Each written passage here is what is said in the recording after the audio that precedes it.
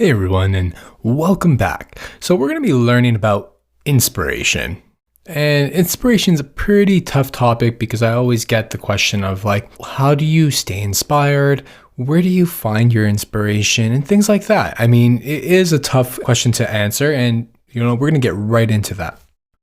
I often get the question, how do I stay inspired? And it's easy to go to a site and find a mobile design and you may get excited about that, but that just kind of burns out eventually and you don't know where to go from there. It's tough to stay inspired, and this is what we're going to learn right now.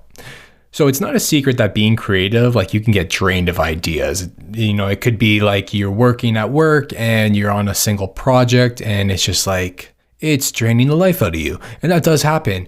And it's hard to stay inspired in moments like that. So creativity is kind of like a muscle. And if you don't use it, you kind of lose it. Not entirely, but it may get weaker. You must constantly stimulate your creativity so that whenever you're asked for a great idea, you're just ready and you're on the ball. That's the goal. This doesn't mean that you're hanging out on Dribbble or Behance or any site like that and looking at pretty screenshots. There's a couple of things that I do and a couple of things that my coworkers do a lot of. So you want to learn? Let's jump in.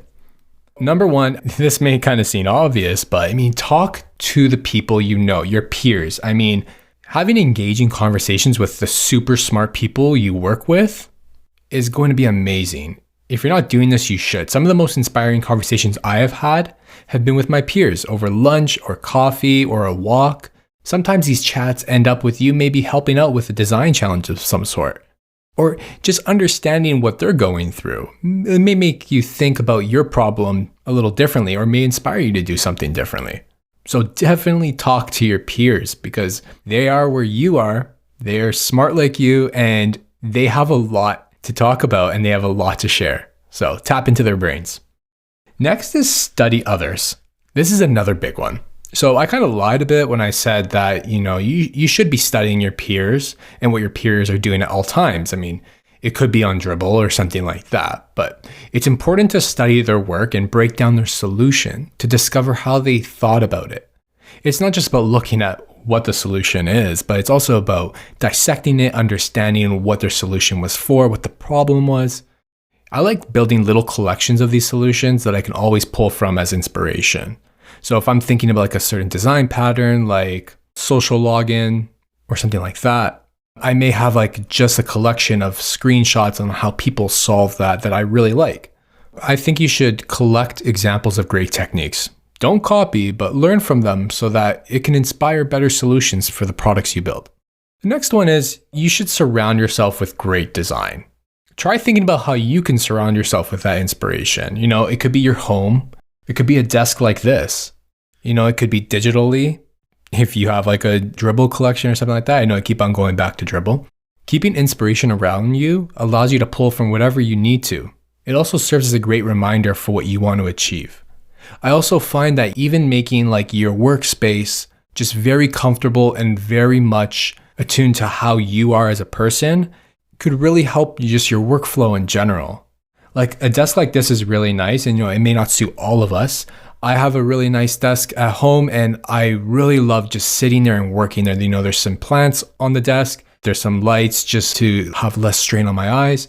It's just a more comfortable workplace and it's really zen for me. And I also have some paintings that I really love hung up around here. So surround yourself with great design, surround yourself with things that inspire you.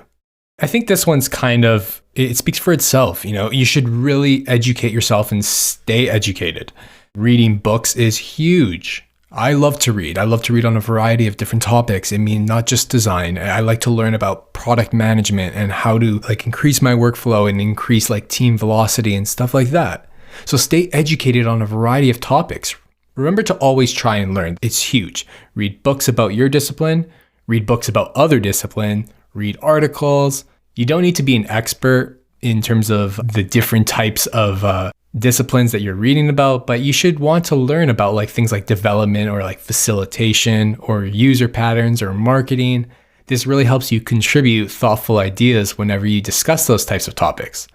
And sometimes it's good to have that extra context so that you can approach it from your designer mindset. So if there's a problem with like marketing, maybe you know a couple of different things about marketing, you can approach it differently. It always helps me to read up about development and really lean on my peers who are developers to understand how things are built. So when I approach my design, I know that certain things are not feasible. I know certain things that can be achieved. So I really try to learn about different disciplines, and it has made me a much better designer, a more well-rounded designer. And the most important thing is knowledge is definitely power.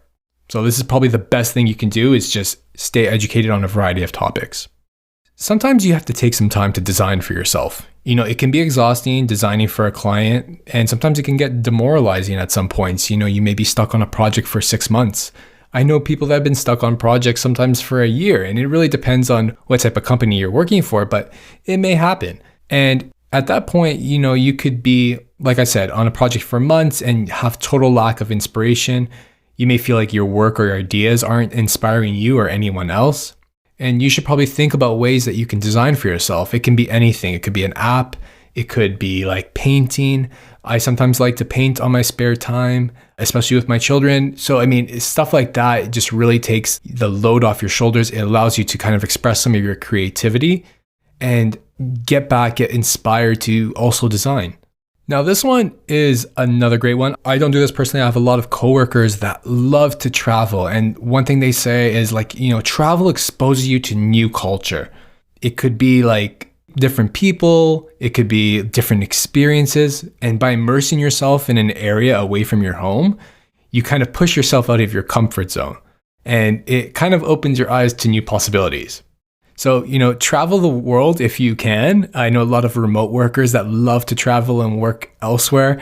So that's definitely a possibility, and I've heard great things. And the next one I do this all the time. It's so easy to just stick around at your desk and try to come up with ideas.